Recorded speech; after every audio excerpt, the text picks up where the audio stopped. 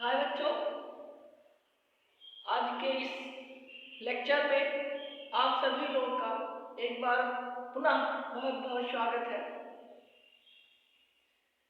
तो आज का हमारा जो नया टॉपिक है बहुपद से रिलेटेड, आज का मेरा जो नया टॉपिक है स्टूडेंट, वो ये है बहुपद का विभाजन एल्गोरिथम। इसको हम इंग्लिश में कह सकते हैं division algorithm of polynomial. Division algorithm polynomial का यूज करके हम किस हद तक पहुंच सकते हैं, क्या हासिल कर सकते हैं, इससे हमें क्या बेनिफिट है, ये सारी बातों की जानकारी हम आज के इस लेक्चर में आप लोगों को देंगे। तो सबसे पहले मैं चाहता हूं कि ये डिवीजन एल्गोरिथम जो है आपका डिवीजन एल्गोरिथम ऑफ पॉलिनोमियल जो होता है, इसका स्टेटमेंट क्या है, आइए सबसे पहले इसको जानने का प्रयास करते हैं हम। तो ये क्या है? बहुपदों px, बहुपदों fx तथा gx के दिए होने पर दो बहुपदों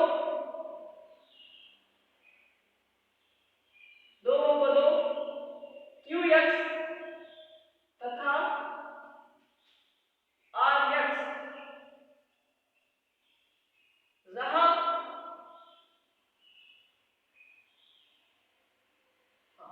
qx तथा rx का अस्तित्व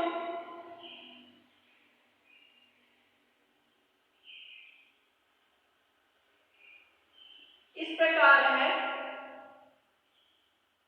कि fx equal gx into qx plus rx। ये है डिवीजन एल्गोरिथम ऑफ पॉलिनोमियल का स्टेटमेंट, जहां rx का वैल्यू 0 भी हो सकता है स्टूडेंट, या घात rx is always less than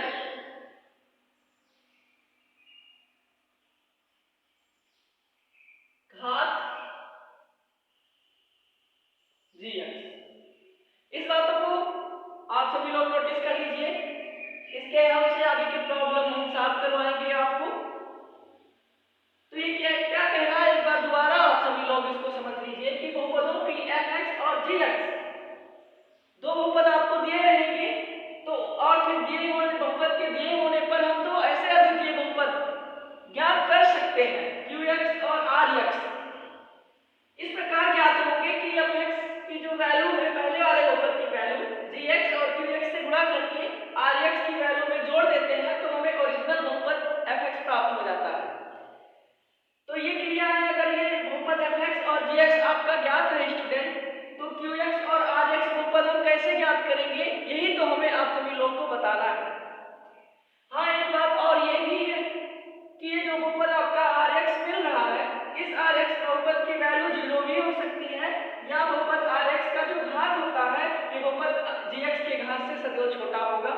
ये कंडीशन आप सभी हमेशा ये कंडीशन फॉलो होंगी, तभी डिवीजन एल्गोरिथम वेरीफाई हो सकता है। हाँ, ये qx और rx हम कब प्राप्त कर पाएंगे? ये हम उस स्थिति में प्राप्त कर पाएंगे कि जब gx से fx को भाग देंगे, तो भागफल देने पर हमें qx प्राप्त होगा और शेषफल हमारा rx, तब उस स्थान पर शेषफल rx हमारा प्राप्त हो जाएगा। ये है। आइए इसका हम उदाहरण, इसका एग्जांपल हम सभी लोगों के सामने पुट करते हैं कि बहुपद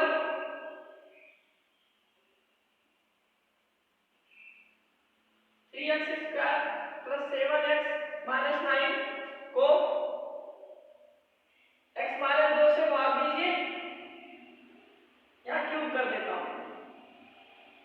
3x cube plus 7x square minus 9 को x माइनस 2 से भाग दीजिए, से भाग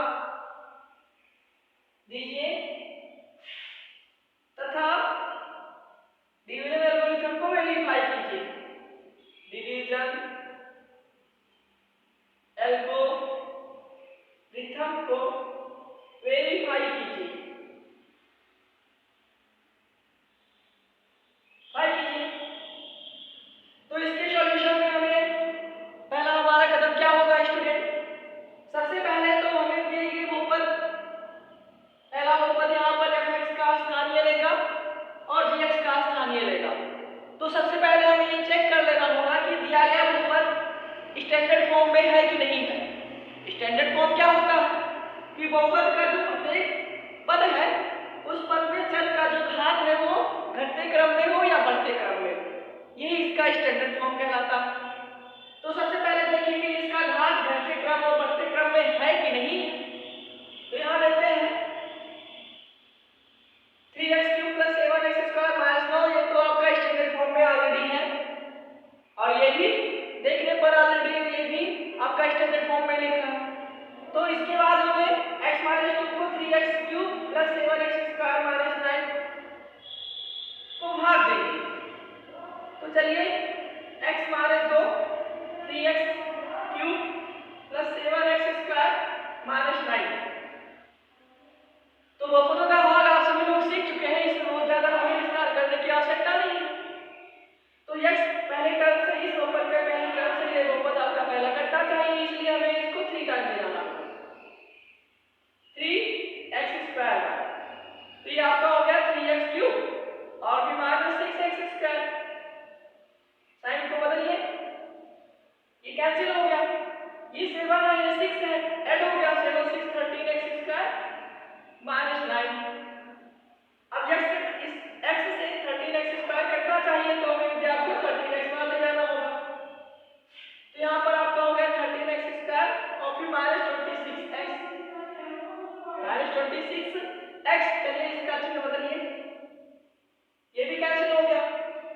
तो यहाँ 26x - 9, x से 26 कटना चाहिए तो ये स्वाभाविक है कि 26 टाइम जाएगा, तो 26x - 52, ये माइनस से प्लस हो गया, ये कैंसिल।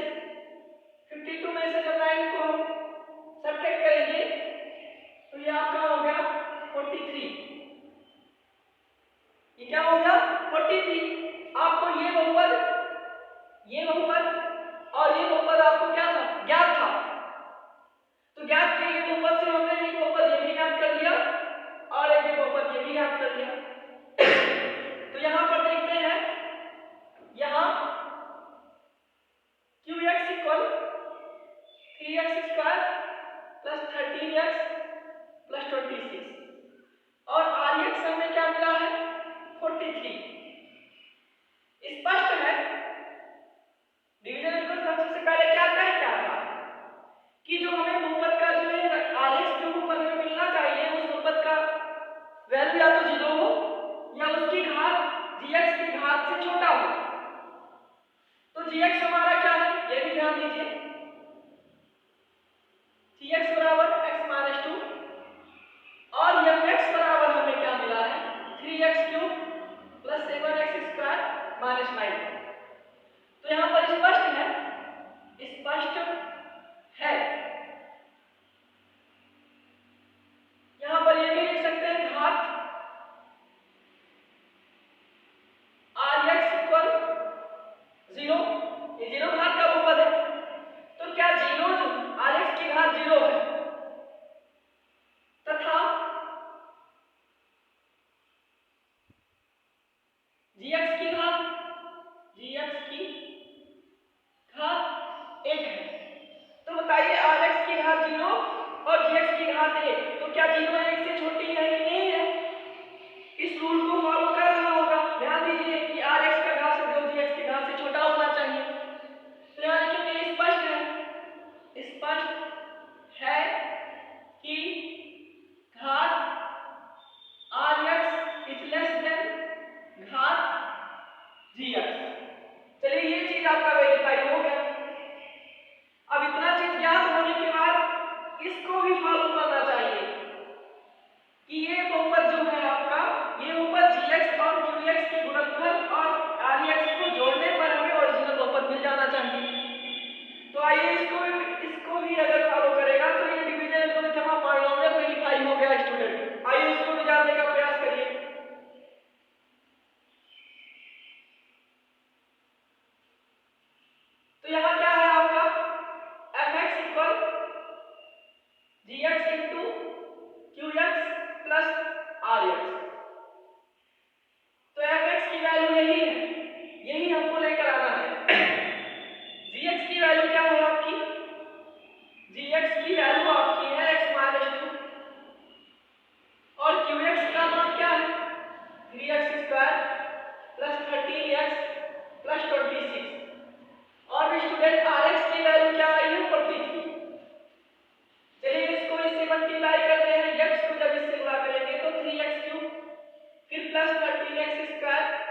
फिर प्लस 26x, फिर माइनस 6x² माइनस 26x,